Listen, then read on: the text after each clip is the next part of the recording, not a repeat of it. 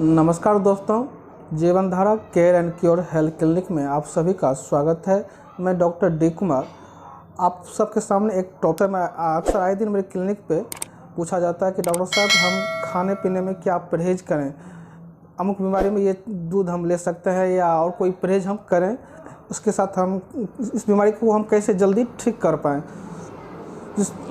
जो भी हम देख रहे हैं कि दूध के बारे में अगर हम बात कर रहे हैं तो दूध किसे कहते हैं या दूध के बारे में हम विस्तृत पहले अपने हिसाब से जानकारी आपको दे दें कि दूध एक लिक्विड है और इजीली डाइजेस्टेबल है अपने स्पेसीज के लिए, अपने बच्चे के लिए।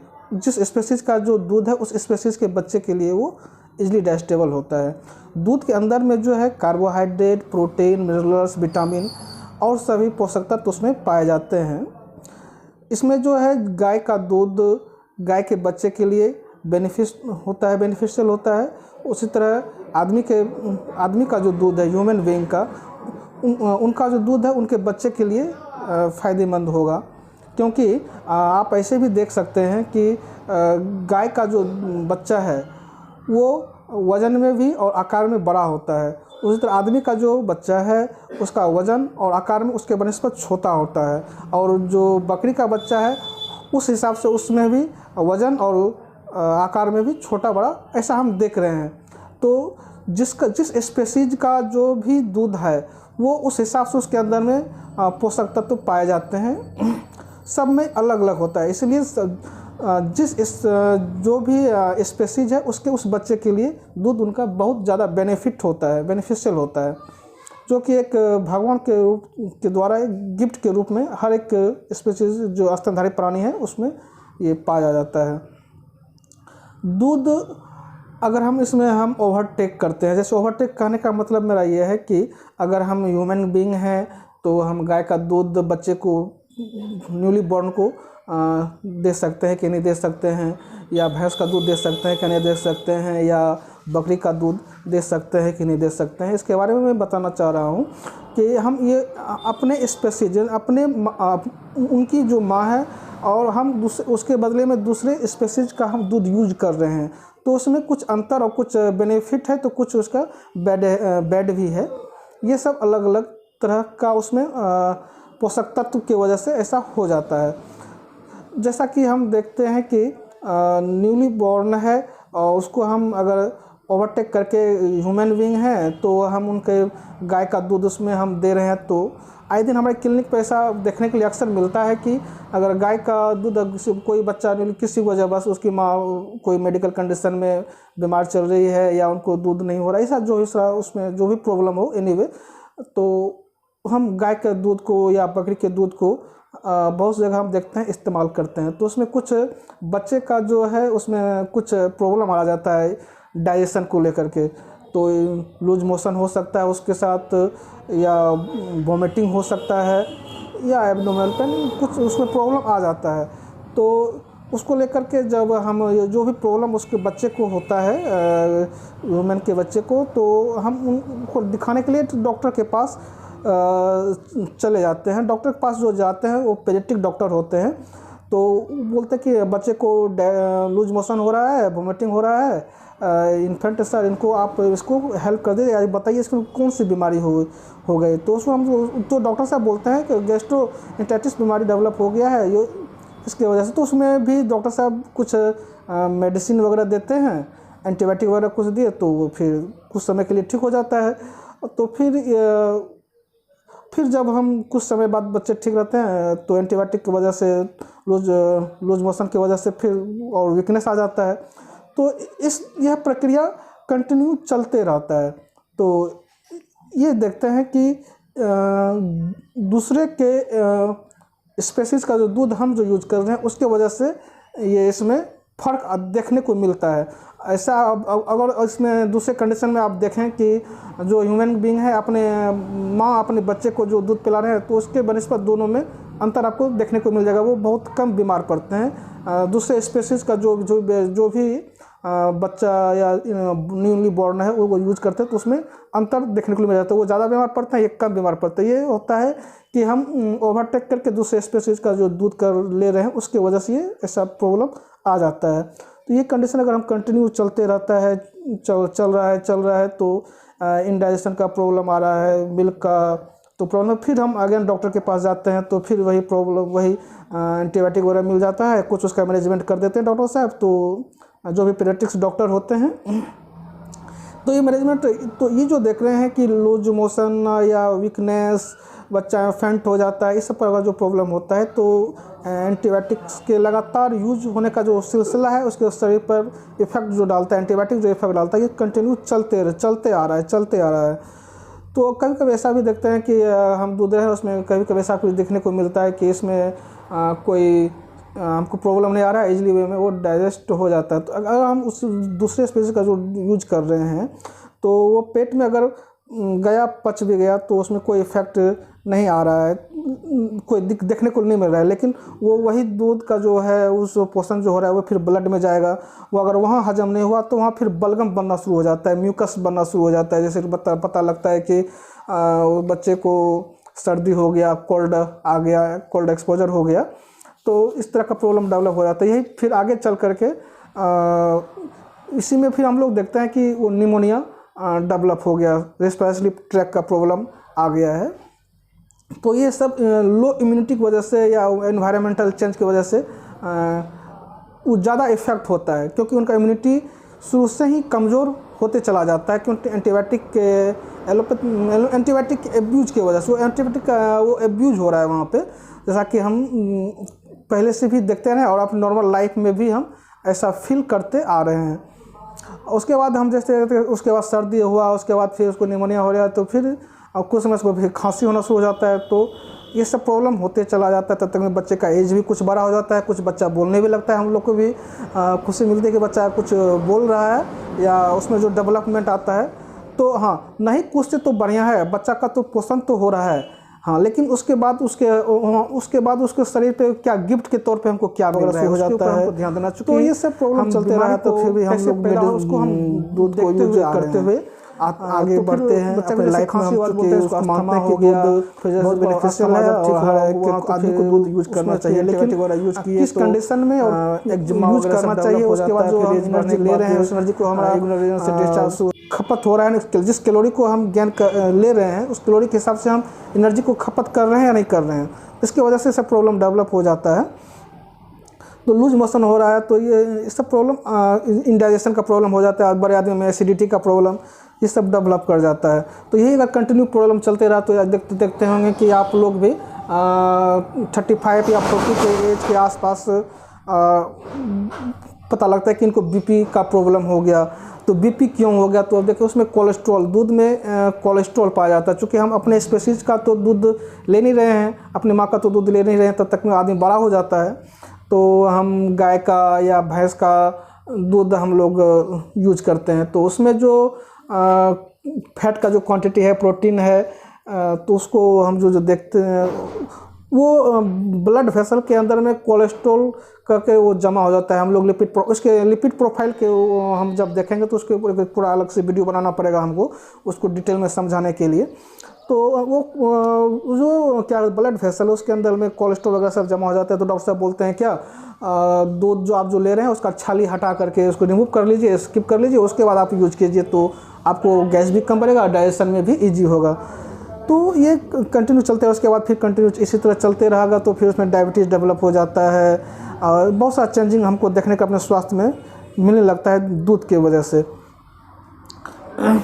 ये तो वहाँ ये फिर बढ़ते चला जाता है, तो फिर अस्थमा वगैरह सब ओल्ड एज में आ जाता है। फिर हाँ, एक इसमें और हम लोग को देखने के लिए मिलता है कि थोड़ा सा एज जो अगर 45 के आसपास हो गया तो या 50 के आसपास आप लोग को भी समाज में या देखते होंगे कि हल्का से लंगड़ा के चल रहा है। तो प्रॉब्लम क्या है? तो पता लगता है कि इनको है ना सीवियर आर्थराइटिस हो गया। आर्थराइटिस क्यों हुआ? तो हम पहले भी बताते हुए आ रहे हैं कि दूध का हम जो यूज कर रहे हैं तो हमारे शरीर में सही रूप से डाइजेशन हो रहा है, उसकी वजह से यूरिक एसिड वगैरह बढ़ जाता है उसमें। फिर अगर इसके ऊपर हम जाएंगे तो फिर अलग से हम आपको डिटेल में एक वीडियो कभी बना के इस पर हम डाल देंगे, तो आप लोग भी देख सकते हैं, उसको आप समझ भी सकते हैं।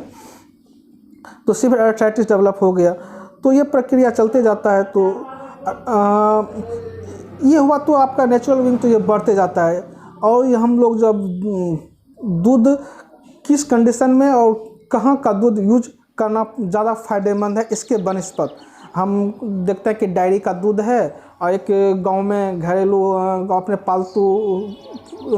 गाय को पालते हैं, उसको हम यूज़ करते हैं। गाय को जो हम गांव में जो पालते हैं, गाय घास को चरने के लिए फील्ड पे जाती है चारागाह में, वहाँ चर करके आती है। अपने हिसाब से गाय घास को खाती है और अपने हिसाब से वो प्रजनन करती है। वो अपने बच्चे के लिए दूध जो आता है, हम बच्चे को दूध पीती है, उसके बाद जो दूध बचता है उसके बाद हम उसको उपयोग कर लेते हैं। तो ये एक हेल्दी है और इनका हम दूध उपयोग कर सकते हैं, इसमें उतना नुकसान नहीं है। हाँ, इसमें भी एक कंडीशन है कि जिस एनर्जी को हम ले रहे हैं उस हिसाब से जिस कैलोरी को हम गेन कर रहे हैं उसको हम फिर खपत कर रहे हैं नहीं कर रहे हैं। तो अगर खपत नहीं करते तो ओबेसिटी का प्रॉब्लम आ जाता है। बोलते हैं कि डॉक्टर साहब हम बहुत मोटे हो गए हैं। तो ये से क्यों हुआ, तो आपको भी समझ में आ गया होगा कि ओबेसिटी जो हो रहा है इंडाइजेशन की वजह से या कुछ बीमारी की वजह से भी, थायराइड वगैरह में भी ऐसा कभी कभी देखा जाता है, तो ओबेसिटी डेवलप कर जाता है। दूसरा कंडीशन है कि फिर अगर हम कोई सिटी में हैं तो वहाँ डेयरी का दूध अवेलेबल हो पाता है, कोई गांव तो नज़दीक में रहती नहीं है, तो हम डेयरी का दूध वहाँ उपयोग करते हैं। तो वहाँ कॉमर्शियल भी हो गया, तो वहाँ का जो है वहाँ पे ज़्यादा बीमारी डेवलप होता है। गांव के बनस्पत शहर का जो दूध होता है, डेयरी का जो दूध होता है, अक्सर हम लोग जो देखते हैं उसमें ज़्यादा केमिकल का यूज होता है, ज़्यादा इंजेक्शन वगैरह सब अपने डेयरी में वो लोग यूज करते हैं गाय को या बफेलो को। अक्सर उसमें हम देखते हैं क्या कि जो भी गाय है या भैंस है, जब वो प्रेगनेंसी के लिए भी उसमें इंजेक्शन को गाय को या भैंस को डाला जाता है, फिर इंजेक्शन वहाँ मिल गया, उसके बाद फिर प्रेगनेंसी कैरी करने के लिए उसको इंजेक्शन और हार्मोन का इंजेक्शन दिया जाता है, एंटीबायोटिक वगैरह सब दिया जाता है, तो वहाँ भी पॉल्यूटेड हुआ। देखिए पॉल्यूशन गांव के बनस्पत और शहर में जो डेयरी का जो दूध आ रहा है उसमें फ़र्क कहाँ से आपको देखने को मिलना शुरू हो जाएगा। तो प्रेगनेंसी लाने के लिए हार्मोन का हम यूज़ कर रहे हैं और इंजेक्शन का यूज़ कर रहे हैं, एंटीबायोटिक यूज़ कर रहे हैं। उसका प्रेगनेंसी को कैरी करने के लिए एंटीबायोटिक यूज़ कर रहे हैं, हार्मोन का यूज़ कर रहे हैं। प्रेगनेंसी जब कैरी होगा, जब बच्चा डिलीवर हो गया, जब बच्चा जब आ गया, बॉर्न हो गया, तो बच्चा दूध ज़्यादा हो उसके लिए भी हम भी उसका ऑक्सीटोसिन वगैरह हार्मोन का प्रयोग का यहाँ यूज होता है। ये गाय भैंस में अक्सर डेयरी के प्रोडक्ट में यूज होता है। तो ये जो प्रक्रिया है, चूँकि वो ज़्यादा दूध के हो और इससे उसका स्तन भी भारी हो जाता है, तो बहुत सारा चांस होता है कि वहाँ दूध जमा हो जाए।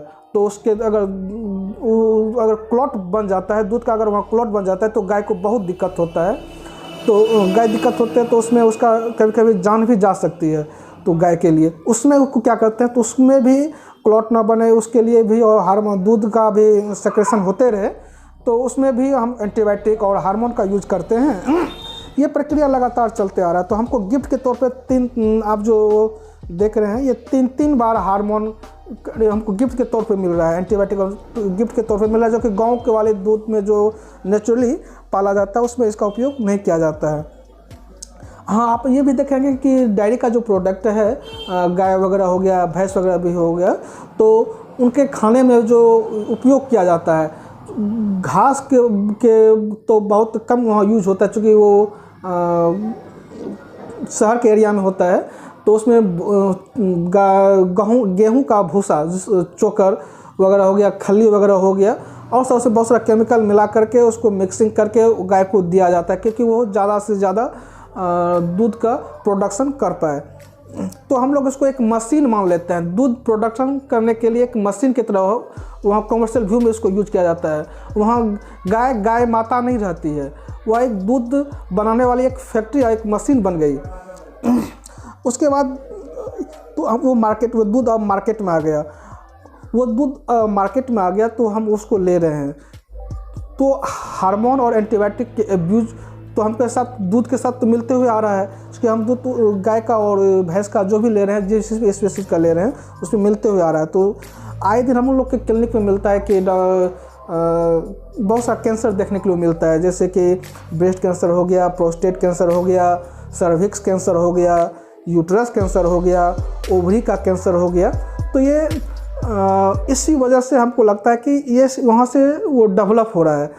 अगर हम गाय का दूध को या भैंस के दूध को हम उपयोग ना करते तो शायद ये बीमारी हमको देखने को नहीं मिलता, या और भी कंडीशन से डेवलप होते हैं। लेकिन ये इनका हमको लगता है ये मेन काउज बन जाता है कि एक्स्ट्रा हार्मोन जो हम यूज ले रहे हैं उससे ये डेवलप हो रहा है।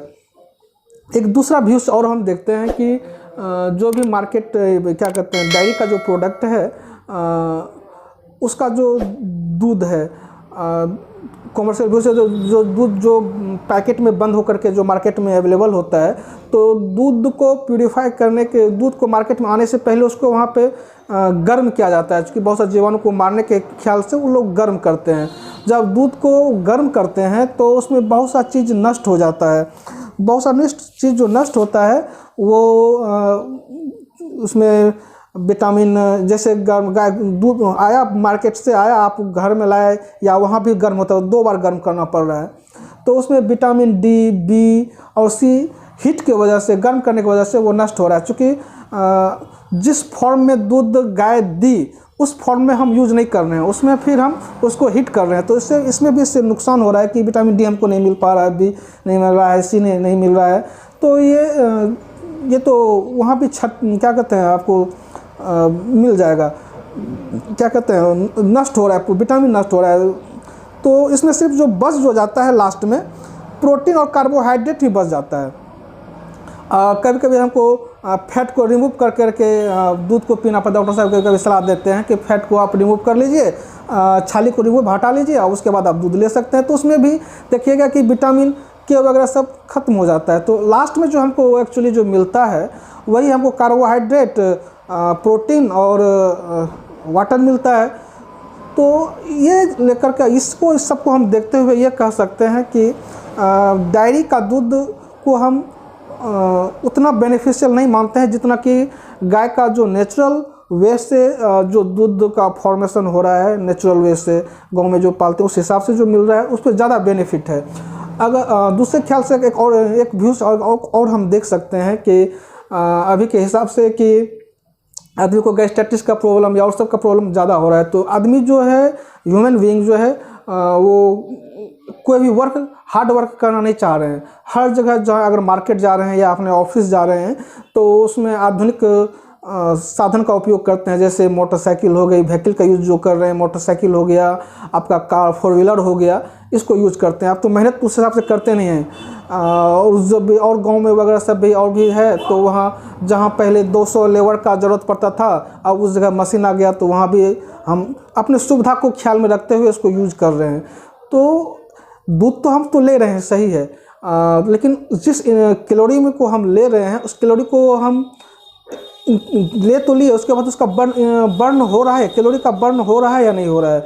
अगर कैलोरी का बर्न नहीं हो रहा है तो आप देखने को मिलेगा कि ओबेसिटी डेवलप कर रहा है या बहुत सारा बीमारी उससे डेवलप हो जाता है। तो हम कहेंगे कि गांव का जो दूध है या ऐसे भी शहर में भी हो और उनको अच्छे वातावरण में गाय को पाला जाए, उससे जो दूध हेल्दी सेक्रेशन जो दूध हो वो ज़्यादा अच्छा बेनिफिशियल है, उसको यूज कर सकते हैं।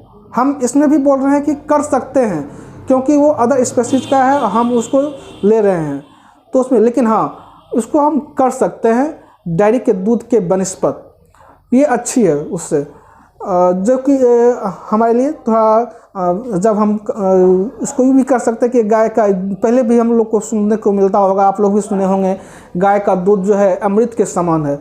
तो उस समय वो कंडीशन में अमृत के समान है जिस समय हम गाय को नेचुरली वे में पाल करके उन गाय अपने बच्चे को दूध पिला करके उससे जो बचा हुआ है, जो हेल्दी सेक्रेशन मिल्क जो मिल रहा है वो एक अमृत के समान है।